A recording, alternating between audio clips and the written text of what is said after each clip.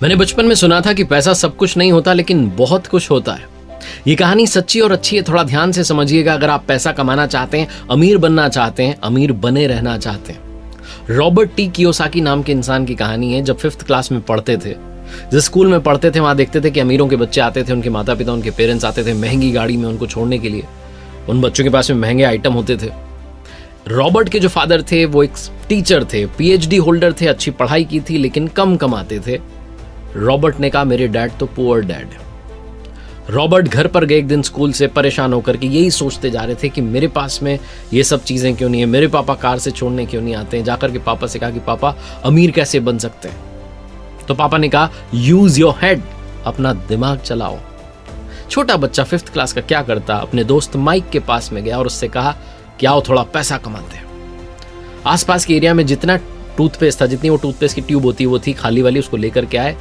Steel का बर्तन gas पर रखा, गर्म पानी जो था उबलने के लिए छोड़ दिया, उसमें उसको डाल दिया और कुछ कोशिश में लगे थे। रॉबर्ट के फादर, रियल फादर जो है, घर पर आते हैं तो देखते हैं कि बच्चे क्या कर रहे हैं। उन्होंने कहा क्या कर रहे हो? तो रॉबर्ट कहते हैं कि पापा हम मनी कॉइन्स बनाएंगे, इससे सिक्के बनाएंगे। वो हंसने लगते हैं और कहने लगते हैं कि ये इल्लीगल है, ये नहीं करना चाहिए। फिर रॉबर्ट को लेकर के बैठते हैं अलग से और कहते हैं बेटा तुमने उस दिन सवाल पूछा था कि अमीर कैसे बन सकते हैं। मैंने मेरी लाइफ में पैसे के बारे में सोचा ही नहीं, एक नौकरी के बारे में सोचा, नौकरी करता रहा। पैसा ज्यादा कैसे कमा सकते हैं तो ख्याल ही नहीं आया। तुम्हारा जो दोस्त है माइक, उसके फादर बिजनेसमैन है। माना वो सिर्फ 8वीं पास है, मेरी तरह इतनी उन्होंने पढ़ाई नहीं की, सिर्फ 8वीं पास है, लेकिन वो तुम्हें बता सकते हैं कि अमीर कैसे बनते हैं। 9 साल का बच्चा माइक के डैड के पास जाता है, जिन्हें कहता है रिच डैड, और उनसे समझना शुरू करता है। कहानी की शुरुआत होती है, 30 साल तक समझता है, फाइनेंशियल जो एजुकेशन है वो उससे मिलती है और कमाल करके दिखाता है। रॉबर्ट टी कियोसाकी, जिनकी किताब है रिच डैड पुअर डैड, उसकी समरी आपको समझाने का प्रयास कर रहा हूं इस छोटे से वीडियो में। लर्निंग सीरीज आप देख रहे हैं, सीखोगे नहीं तो जीतोगे कैसे। मेरा नाम है आरजे कार्तिक। इससे पहले कि क्या सीखना चाहिए rich dad poor dad book से, मैं आपको बताना चाहता हूं कि जो इसके ऑथर हैं रॉबर्ट टी कियोसाकी, उन्होंने इस बुक में ये भी बताने की कोशिश की कि मेरे जो फादर थे, यानी कि जिनको वो रिच डैड कह रहे हैं, यानी कि दोस्त के फादर, और पुअर डैड यानी कि उनके रियल फादर, उनकी सोच में कितना डिफरेंस था। बचपन में वो बोलते हैं कि मैं सोचा करता था, कंफ्यूजन था, क्योंकि मैं छोटा था, मैं समझ नहीं आता क्या करें। रिच डैड की सुननी चाहिए, पुअर डैड की सुननी चाहिए, क्योंकि पैसों के बारे में दोनों का जो एटीट्यूड था, जो पर्सपेक्टिव था, वो बिल्कुल डिफरेंट था। हालांकि दोनों ही चाहते थे कि रॉबर्ट लाइफ में ग्रो करे। उनके पुअर डैड यानी कि रियल डैड जो थे वो ये कहते थे कि हम ये नहीं ले सकते हैं, हम वो नहीं ले सकते हैं, लेकिन जो रिच डैड थे उन्होंने ये लाइन कभी कही नहीं। जो पुअर डैड थे वो कभी भी डिनर टेबल पर डिस्कस करना पसंद नहीं करते थे पैसे के बारे में, लेकिन रिच डैड जो थे वो पैसे के बारे में डिस्कस करते रहते थे। जो रिच डैड थे वो ये कहते थे कि तुम्हें अपने आप से पूछना चाहिए, मान लो तुम्हें कोई चीज पसंद आ गई तो तुम्हें अपने आप से पूछना चाहिए कि इस चीज को कैसे ले सकते हैं। कई बार हम ये सोचते हैं कि तो मेरे बस की बात नहीं है और दिमाग को वहीं पर स्टॉप कर देते हैं, दिमाग उस बारे में सोचना ही बंद कर देता है, फाइल क्लोज हो जाती है। लेकिन अगर आप रिच डैड की बात माने, उनकी बात को फॉलो करें, तो वो कहते हैं कि आपको अपनी ब्रेन को काम पर लगाना चाहिए कि इस चीज को कैसे खरीदा जा सकता है। जैसे ही आप दिमाग को ये कहते हैं, दिमाग अपना काम करना शुरू कर देता है, ब्रेन की एक्सरसाइज होना जो है वो शुरू हो जाती है। इसलिए आप हमेशा अपने दिमाग को एक्टिव रखना चाहिए।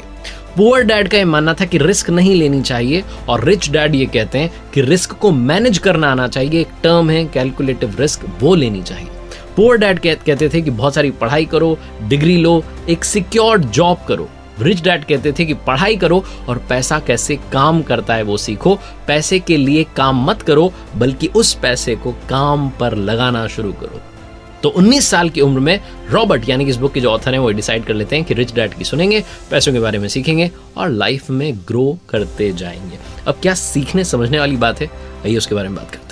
रिच डैड जो है वो ये कहते थे कि आप कितना पैसा कमा रहे हैं ये इंपॉर्टेंट नहीं है, इंपॉर्टेंट ये है कि आप कितना पैसा बचा रहे हैं। बहुत सारे लोगों को ये पता ही नहीं होता है। आपने देखा है वो सेलिब्रिटीज, वो सिंगर्स, वो एक्टर्स जो कि एक समय में बहुत अमीर थे, करोड़ों में कमाई कर रहे थे, लेकिन एक समय के बाद में उनके पास में कुछ बचता नहीं है, वो बैंकरप्ट हो जाते हैं, गरीब हो जाते हैं। जो एक महंगी लाइफस्टाइल मैनेज कर रहे थे, कुछ भी नहीं बचता है, क्योंकि वो फाइनेंशियली नॉलेज नहीं गेन कर पाए, अपने पैसे को मैनेज नहीं कर पाए और अमीर नहीं बने रहे। Rich dad poor dad book जो है आपको यही सिखाती है कि अमीर बनना और अमीर बने रहना दोनों में बहुत सारा अंतर होता है। अगर आप थोड़ा समझना चाहते हैं, इस कैश फ्लो को समझना चाहते हैं, तो सबसे पहले आपको एसेट के बारे में, लायबिलिटीज के बारे में समझना होगा। रिच डैड कहते हैं कि एसेट जो है वो आपकी जेब में पैसा डाल रहा है, लायबिलिटीज जो है वो आपकी जेब से पैसा निकाल रही है। अगर आप अमीर बनना चाह रहे हैं तो एसेट आपको खरीदनी होंगी। अगर आप मिडिल क्लास और लोअर क्लास लाइफ जीना चाह रहे हैं तो आपको लायबिलिटीज खरीदनी होंगी। कोई भी अमीर आदमी चाहे पढ़ा लिखा ना हो, जैसे कि रिच डैड जो है वो सिर्फ 8वीं पास हैं, लेकिन वो फाइनेंशियली लिटरेट होता है, फाइनेंशियली साउंड होता है, उससे सब कुछ मालूम होता है कि पैसा कैसे काम करता है, पैसे को कहाँ लगाना चाहिए और कितना मुझे बेनिफिट हो सकता है। हर आदमी की लाइफ में एक इनकम स्टेटमेंट, बैलेंस शीट और कैश फ्लो होता है। इनकम स्टेटमेंट को एक तो इनकम और एक्सपेंसेस में जो है उसको डिवाइड किया जाता है, जो बता रहा है कि कितना आ रहा है और कितना जा रहा है। बैलेंस शीट में भी 2 पार्ट होते हैं, एक एसेट होता है, दूसरा लायबिलिटीज होता है। तो आपके एसेट जो है आपके लिए पैसा बना रहे हैं, आपको पैसा कमा के दे रहे हैं, जैसे कि जमीन है, शेयर मार्केट है, या आपने बॉन्ड्स में पैसा लगाया, या आपकी इंटेलेक्चुअल प्रॉपर्टी है। लायबिलिटीज जो है इसका मतलब कि आप सिर्फ और सिर्फ लोन चुका रहे हैं। तो सबसे पहले समझते हैं गरीब आदमी का कैश फ्लो। गरीब आदमी का जो कैश फ्लो है उसकी सिर्फ और सिर्फ जो सोर्स ऑफ इनकम है उसकी सैलरी है, यानी कि तनख्वाह है। तनख्वाह एक तय समय पर आती है और जैसे ही आती है एक्सपेंसेस शुरू हो जाते हैं। एक्सपेंसेस में उसे घर का किराया देना है, खाना है, कपड़े हैं, सारा का सारा पैसा एक्सपेंसेस में चला जाता है। उसके पास में नील बटा सन्नाटा बचता है। गरीब आदमी की बैलेंस शीट देखेंगे तो जो एसेट्स का कॉलम है वो हमेशा ब्लैंक रहता है, लायबिलिटीज में ही उसका सारा पैसा जो है चला जाता है, यानी कि इनकम आती है और चली जाती है, रुकता कुछ भी नहीं है। ये होता है गरीब आदमी का कैश फ्लो। गरीब आदमी के कैश फ्लो को और मिडिल क्लास आदमी के कैश फ्लो को अगर आप समझेंगे तो ज्यादा डिफरेंस नहीं दिखेगा, क्योंकि यहां पर भी एसेट का कॉलम खाली है। जो मिडिल क्लास लोग होते हैं उनका एक सेट पैटर्न होता है। शादी हो जाती है, उसके बाद में किसी नए शहर में जॉब की तलाश में चले जाते हैं, वहाँ एक किराए का घर लेते हैं। किराए का घर लेने के बाद में लगता है कि अब अपना घर बनाना चाहिए, अपने घर के लिए पैसा कमाना है, पैसा कमाना है, पैसा कमाना है। थोड़ा सा जो है वो एक डाउन पेमेंट की जितना पैसा जो है वो इकट्ठा करते हैं, फिर घर की जो है डाउन पेमेंट देते हैं, फिर शुरू हो जाता है लोन। और लोन तो चल ही रहा है, साथ साथ उस घर को सजाना चाहते हैं, इंटीरियर पर खर्चा करते हैं, फर्नीचर अच्छा लेना है, दूसरा सामान लेना है, कार अच्छी लेनी है। कुल मिलाकर के लायबिलिटीज का जो कॉलम है उसको भरते चले जाते हैं। Car loan, home loan, credit card loan, बहुत सारे लोन जो है वो चलते चले जाते हैं। पैसा आता तो है, इनकम आती तो है सैलरी के रूप में, लेकिन वो सीधी आकर के लायबिलिटीज में चली जाती है, बचता कुछ भी नहीं है। एसेट का कॉलम पूरी तरीके से खाली रह जाता है। अब समझते हैं अमीरों का कैश फ्लो आखिर होता कैसा है। जो अमीर है उनका कैश फ्लो क्या होता है। अगर आप इनकम वाला कॉलम देखेंगे तो उसमें भी 3-4 चीजें हैं, सिर्फ सैलरी पर ही डिपेंडेंट नहीं है। इंटरेस्ट जो है उसका पैसा आ रहा है, कैपिटल गेन जो है उसका पैसा आ रहा है, डिविडेंड जो है उसका पैसा आ रहा है, रॉयल्टीज का पैसा आ रहा है। और जब बात करते हैं एक्सपेंसेस की तो वही एक्सपेंसेस जो सबके हैं, टैक्स भी देना है, खाना भी है, कपड़े भी हैं, बच्चों की एजुकेशन भी है, ये सब तो हैं ही। लेकिन जब आप बैलेंस शीट की तरफ जाएंगे तो आपको दिखेगा कि लायबिलिटीज में बहुत कम है और एसेट्स में बहुत सारा है।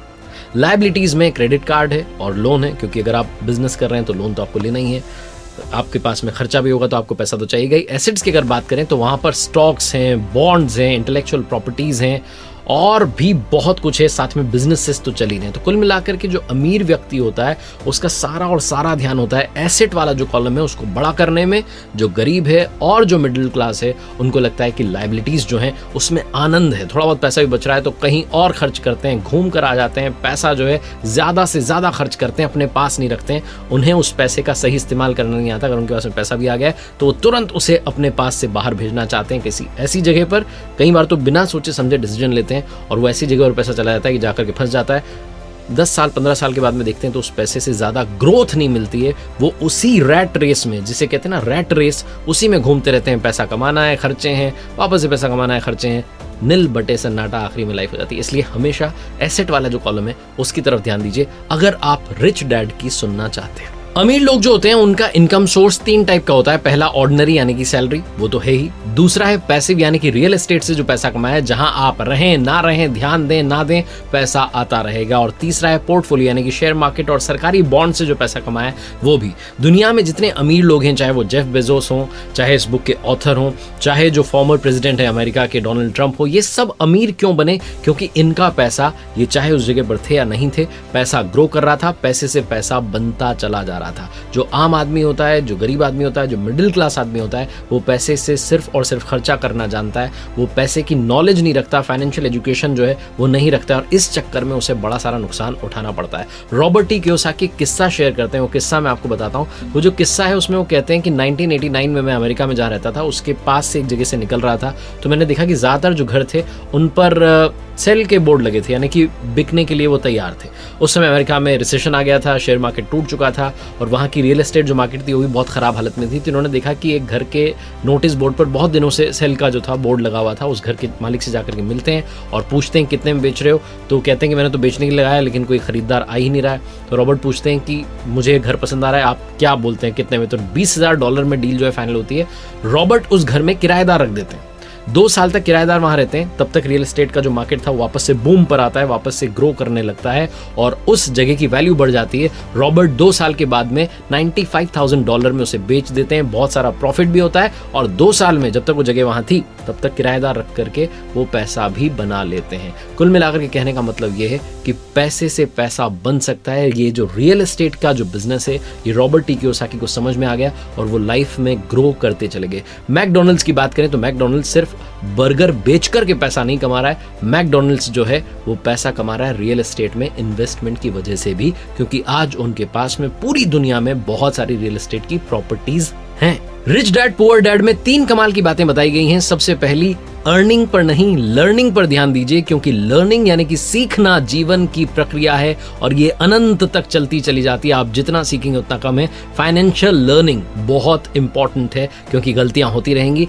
हर गलती से सीखिए, आगे बढ़ना शुरू कीजिए। दूसरी, गलतियां उसी से होती हैं जो जीतने के लिए खेलता है। अगर आप जीतने के लिए खेल रहे हैं तो गलतियां होंगी, गलतियां होने दीजिए, उनसे सीखिए, आगे बढ़िए। और तीसरी, पैसे के लिए काम मत करो, पैसे को काम पर लगाना शुरू करो। और अगर आप फाइनेंशियल नॉलेज चाहते हैं, लिटरेट होना चाहते हैं फाइनेंशियली, तो आपको पढ़नी चाहिए रिच डैड पुअर डैड। देखते रहिए हर सोमवार सुबह 9:30 बजे मेरे साथ एक नई कहानी और हर शुक्रवार सुबह 9:30 बजे लर्निंग सीरीज का एक नया वीडियो।